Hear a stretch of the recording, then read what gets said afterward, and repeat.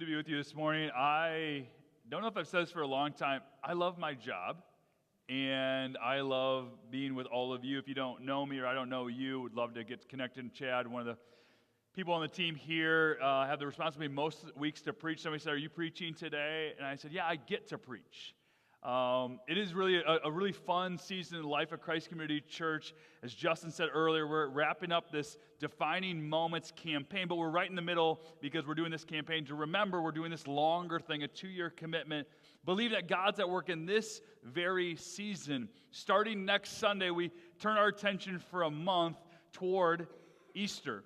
As Christians, we call that season Advent, the season of waiting and anticipating. The rest of the world's going to rush to the Christmas songs. We're going to ease into it, okay? Some of you, that's going to be a little bit hard.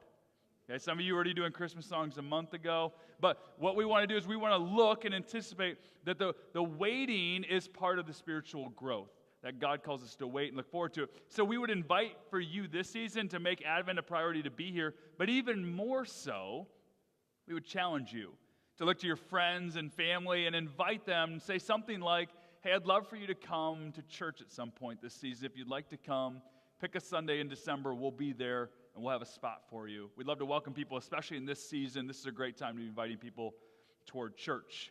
So you might be saying, and especially if you're new to us or you're just kind of sick of me talking, why? Why all of this work, Pastor? Why do you keep talking about this campaign? Why is the church so incessant on talking about guiding our neighbors to a hope-filled future? Why do we go through all this work? Why? Well, let me give you a couple simple answers. Number one, the good news about Jesus is the best news ever. It simply is. It's the answer to all the great questions, the great needs that we have within us. The gospel never really goes out of style. And the second reason I want to bring this up to you and emphasize it a little bit is this: a stingy life is a miserable life. And if you've been around stingy people who are perpetually anxious about money or their time or what they do with themselves, they tend to be people who end up being quite selfish. The gospel, the good news about Jesus, calls us to be generous because God's been generous to us. And so I want for you more than anything else, for you to enjoy the generous life. So let me start today's message with a little bit of a history lesson, okay? Jump with me to the first century. First century, the good news about Jesus has started to spread from Jerusalem to Judea to Samaria, and it's going around throughout the Roman Empire. And eventually it makes its way to the city of Rome. Rome is a city, 1 million people, made up of Jews and Gentiles. And a small fraction of them become converts to the story about Jesus. They're Jewish converts and Gentile converts. So Jews, distinctly ethnic Jews, Gentiles would be pretty much anybody else. They come together and form the Church of Rome. Historians think it's maybe a few thousand Christians in a city of 1 million people. And everything's going great because the emperor at the time, a guy named Claudius, has a rule that you can follow whatever God you want to follow as long as it doesn't interfere with the empire. It's kind of a passive polytheism. And that's going fine until the Jews in Rome get annoyed and frustrated with their Jewish family and friends who've converted to Christianity.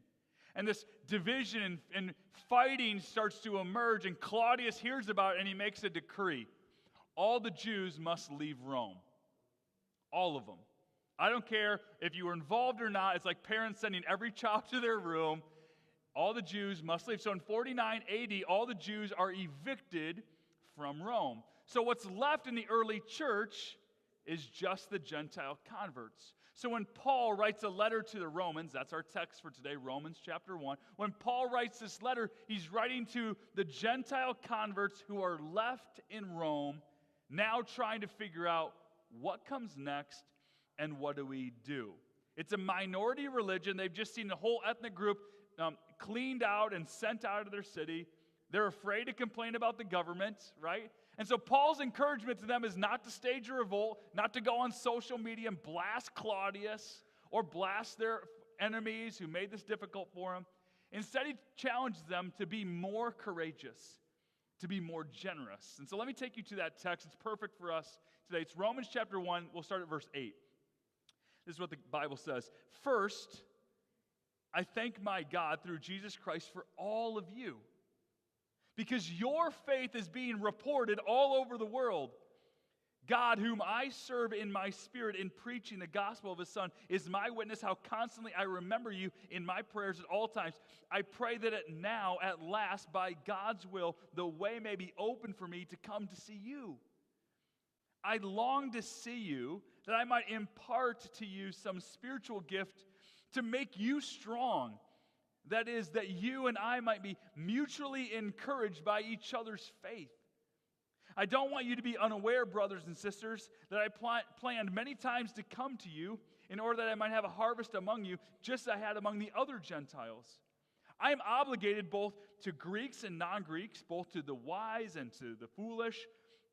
That is why I'm so eager to preach the gospel also to you who are in Rome.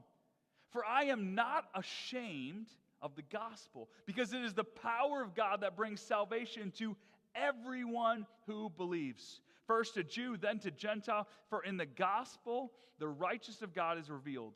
A righteousness that is by faith from first to last. Just as it is written, the righteous will live by faith. Friends, this is the word of the Lord. Thanks be to God. So here's Paul, the greatest missionary the world's ever known. He's planted churches in Syria, Lebanon, modern-day Turkey, and Greece. He's gone all over the place.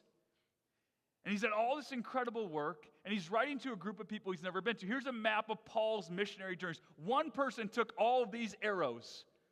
And the one that's in the kind of the farthest to the left, the green one, that's his third missionary journey. He writes this letter before he's gotten to the third place. He's done all the other places. Most of them he's walked. They think Paul walked 10,000 miles to spread the good news about Jesus. It's like that old Pretender song. And I would walk 1,000.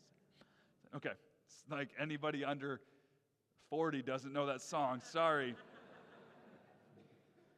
So he says some really interesting. I want to point out three things that Paul says that kind of give us a little bit of an insight into the connection here. First, verse 8, he says, I thank my God through Jesus Christ for all of you, because your faith is being reported all over the world. Well, Paul would actually know that he's been a lot of places.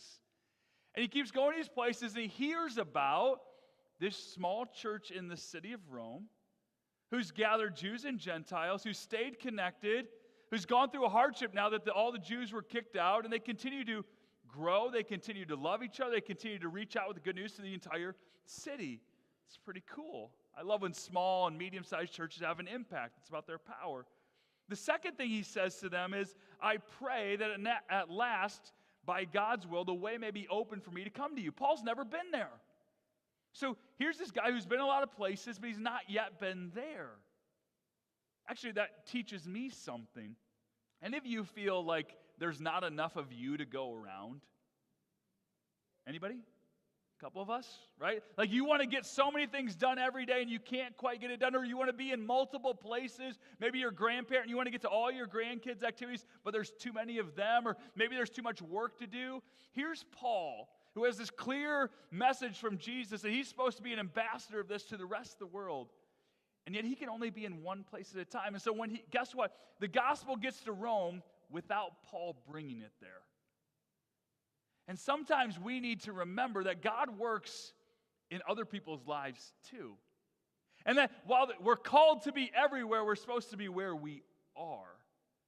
And so how the gospel gets spread is when you do your job, and you do your job, and you do your job, and I do my job, and we all do that. It's not one of us who's in ministry. We're all in God's ministry. I just love that. Here's the third thing Paul says, and this is what I want to focus on today. He says, verse 11, I long to see you. It's kind of a weird thing to say to somebody you've never met. Actually sounds a little bit creepy. I long to see you. In fact, it's a weird thing to say because of all the places Paul should want to be, Rome is the bottom of the list. Here's why. Paul's the most famous Christian in the world at the time. He's been all over the place. In Rome is the emperor, Claudius, who has at his disposal hundreds of thousands of soldiers who will do whatever he tells them to do without thinking about it. And Claudius just evicted an entire group of people. This is what N.T. Wright says about this idea. He says, to come to Rome with the gospel of Jesus to announce someone else's ascension to the world's throne, therefore was to put on a red coat and walk into a field with a potentially angry bull. These are fighting words. You want to come to Rome? You're going to die, Paul. What are you thinking? I long to see you? In fact, when Paul does finally get to Rome on his third missionary journey, he doesn't go there freely. He goes there as a captive. It's in Rome where Paul dies, where he's killed, martyred for the faith. And yet he says, I long to see you. So what's in it? I think there's two things, and two things for us here 2,000 years later to hold on to. One is about fellowship, and the other is about evangelism. Let's start with the word fellowship. Maybe you know that word. If you're old like me, you've heard that word in the church before. Fellowship means connection. It means mutual cooperation. It comes from the Greek word koinonia, to hold in common. We hold in common our beliefs, our convictions, our behaviors. It's being on the same team. Paul says that when we're the church together, you and me are the same team. We're operating together. We encourage each other. And that's a beautiful thing. If you've been part of the church for a while, I hope and pray you've experienced koinonia, fellowship, that you've been encouraged by somebody. Raise your hand. How many of you have been encouraged by having a friend that's a Christian, that said something nice and positive to you? That is awesome. Wouldn't it be great if everyone could say that in the church? Wouldn't it be great if everyone outside the church could say that? Now, you might be a little bit more humble about this, but how many of you have encouraged somebody else?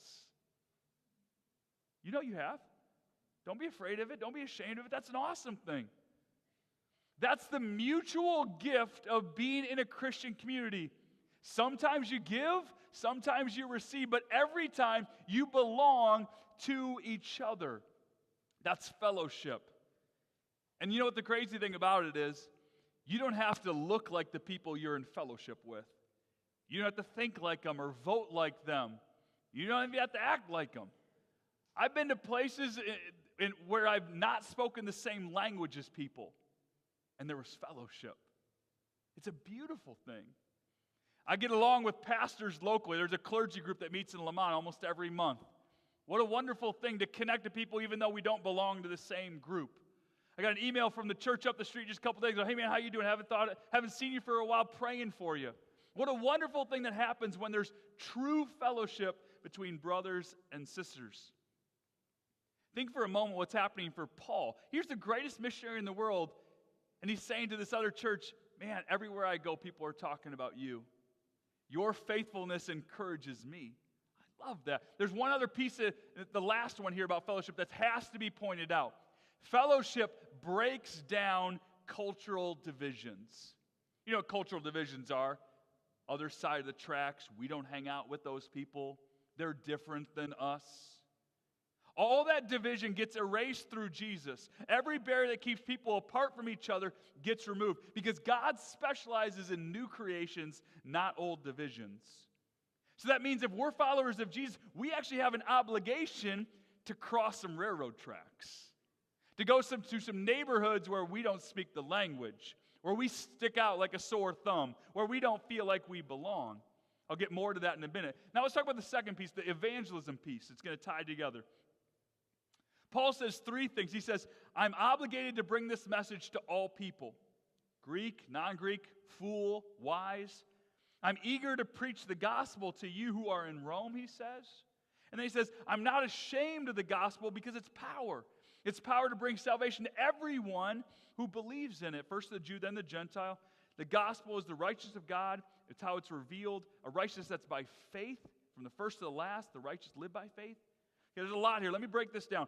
So Rome is a large metropolitan city, right? It's the center of the empire. It's where power exists. It's also where people who've been conquered in wars have traveled to. It's where people who are trying to do business and on the major trade routes are connecting. Rome is the hub of international, multicultural civilization in the Roman Empire. Certain parts of Rome would have been Jewish, certain parts would have been Greek, certain parts would have been Italian, certain parts would have been other ethnic groups. Does that sound familiar? A city divided by ethnic groups? Who lives in Pilsen? Latinos. Who lives in Inglewood? African Americans. Who lives in Devon? Indians, Palestinians. Who lives in Bridgeview? Arabs. Who lives in Mount Greenwood? Irish Catholics. And the police department and the fire department. We laugh because the stereotypes are true. According to one recent survey I saw this morning, Chicago is the 4th most segregated city in the United States. I think it used to be 1. I think we're getting better. Before Jesus, you knew the scorecard. You wanted to be a follower of God, you had to be kosher, Jewish, circumcised, moral. If you weren't, forget about it. Now, because of Jesus, those divisions, those lines get erased. The righteousness that you need has never been about your race. The righteousness that you need has been given to you by the righteousness of Jesus Christ. We can't be righteous. He was, and He gave it to you as a gift. That's what grace looks like. So Paul says that I'm eager to share the gospel with you. That seems weird to me. There's 2 thoughts here. We're called to evangelize the church. That's preaching to the choir, isn't it? Yeah, you should preach to the choir because the choir needs to hear it. And so do you, and so do I. Do we need to hear it again and again? I'm more convinced, having been in the church for a really long time, that every single week I need to remind you about the good news because I tend to live in a world of bad news. I tend to forget how important it is to dedicate my life to trust in God again and again because I keep trying to trust in everything else. I think one of the reformers, it might have been John Calvin, I don't have the data on this, but I think somebody asked him, why do you keep preaching on the gospel every single week? And he says, I'll stop preaching on it when they believe it. The second thing about evangelism is that shame gets in the way of the gospel. I want to spend some time on this one. Shame is a lie that we hear and a lie that we tell ourselves that really holds us back. Paul says, I'm not ashamed of the gospel, so let me ask you, are you? Sit with that question for a minute. When we ask you to prioritize being part of this community on Sundays, are you ashamed? When we ask you to serve in the community, to volunteer outside the church, are you ashamed? When we ask you to prioritize giving to the church and give 10% a tithe, are you ashamed? Or we ask you to invite your friends and family to Advent, and you don't, are you ashamed? I know at times I'm ashamed. At least I act like I am, as if I'm afraid to share my faith because I want to get it just right in a culturally sensitive invitation that's perfectly delivered that won't be in any way offensive. So either I don't know what I'm doing or I'm ashamed. Shame tells us lots of different things. It comes to all of us in similar ways. Shame might tell you that you're incompetent. So don't even try to understand these really complex, big, deep theological things. Shame might say that talking about your faith in public is culturally insensitive or arrogant. So just talk to people you know where it's okay to talk to them about. Shame says that you're a hypocrite. Who are you to act like you've got your stuff together? Who are you to tell someone what you believe? So just hide your own testimony. Shame tells you that you're not smart enough to answer all of their potential questions. You're not persuasive enough to inspire them. So just keep it to yourself and shut your mouth. Shame says that it's for these people, not all of those people. Do you know what happens when you live in shame? Any part of your life. You know what happens when you live in shame? You lock yourself in prison. Invisible prison. You keep your best self and your greatest hopes from your real life. Inevitably, you live a shallow, boring, insignificant life. That's what happens when we live in shame. And most of us do it for long seasons of our life. And maybe you're in it right now. I'm here to remind you, by the power of the Holy Spirit, that shame is a liar. Shame is a world-class liar designed to hold you back. It's a malignant virus inside our sinful depravity that the devil uses to hold us back and neuter the gospel. And right now, for too many of us, the good news about Jesus is neutered into just some news that you might tell some people. You don't have to be competent. You don't have to be perfect. You don't have to answer all their questions. You don't need to be a perfect example. The good news about Jesus is about Him, not you. So go and interact with people, love people, ask them questions, let them ask you questions. The good news about Jesus is described as a stumbling block for Jews and Gentiles, something they trip over. And the same passage says, but for those of us who believe, it is the cornerstone of our lives. It's the thing that we build on. It's the foundation that says we are strong and we are stable because we hold on to this. So don't be afraid of it or ashamed of it. If you fear shame, if that shame is bigger than your love, then your faith is going to stay on the shelf over and over again. We believe that God has called us to guide our neighbors to a hope-filled future. It's time to start living like that. Think about this. Every one of us is here because someone wasn't ashamed. Somebody told you. Somebody invited you. Somebody tapped you on the shoulder. Somebody said, I haven't seen you for a long time. I'd like you to come back. Somebody wasn't ashamed. For me, it was my parents. And then it was my youth pastor. And then it was a mentor. Who was it for you? Who helped you understand the good news about Jesus? You can probably get a couple of names in your head, right? What about if they had been ashamed? What about if they said, yeah, I believe it, I just don't want to go. I believe it, but I don't want to tell my kids. What always cracks me up, I've heard this for a long time, is, we're going to raise our kids and let them decide. Do you believe it or not? Because if it's the best news ever, I want my kids to know it. Here's the truth. My voice is a little scratched today. Yesterday, I was a fool. I was standing, pacing, screaming up and down, yelling at the top of my lungs at 7 6th-grade boys trying to run a motion offense for 2 hours. I wasn't ashamed. I was doing my job as their coach. I was screaming, trying to get their attention. Okay, we lost in overtime by 1. We won the second game by 1. I wasn't ashamed because it was my job, but guess what? I'm a Christian. I forget my job. And I act like I'm ashamed to do it. And we act like we're ashamed to do our job of loving our neighbors, caring for them, reaching out to people who are near us.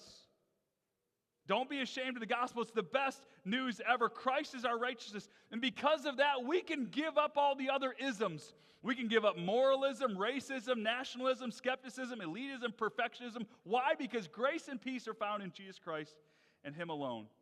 The gospel is good news for the whole world. It doesn't matter where you come from, where you're going. It brings us together. I love that. So I wonder for you if shame is in the way. Is it in the way of you doing your job? Is it in the way of you loving the people around you? Is it in the way of you breaking free from addiction? Is it in the way of you joining a group or stepping forward and getting involved? Shame will hold you back if you let it, but if you trust that God's at work, you can break free.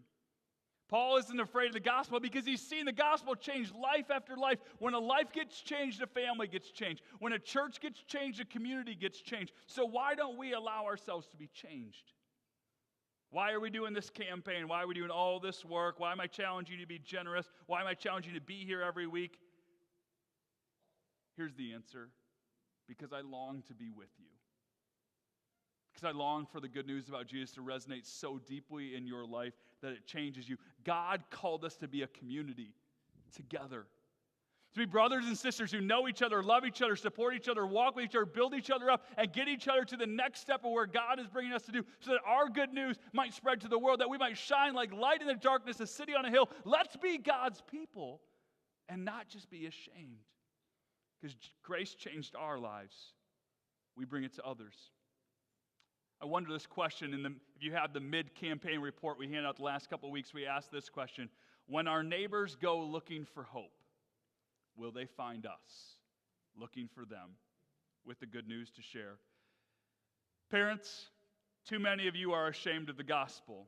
You'll do anything for your kids. Grandparents, you're ashamed of the gospel. You'll do anything for your grandkids except tell them how important your faith is to you. Don't miss the cornerstone of your life. Teachers and leaders, God has placed you in positions of influence. Praise God for that. But don't withhold from those you lead the secret ingredient to your leadership, your moral compass, your inner strength that is your faith in Christ. Neighbors, you want to live in a great neighborhood where people are connected. Open up your home. Open up your life. Pastor, you want to lead a community that's changing through the church? Don't let your doubts get in the way. This campaign has never been about raising money. It's been about raising our courage, and I'm here to celebrate a year in. We're on our way. We are more courageous today than we were a year ago. It's not about building the church. It's about building a culture, and that culture is starting to be contagious. Thanks for joining the movement. It's not about a thrift store or a mission center. It's about a movement, and that movement is, in fact, moving. So, if the gospel has changed your life, I would challenge you to embrace it and to embrace the opportunities in front of you. Would you allow me to pray for you?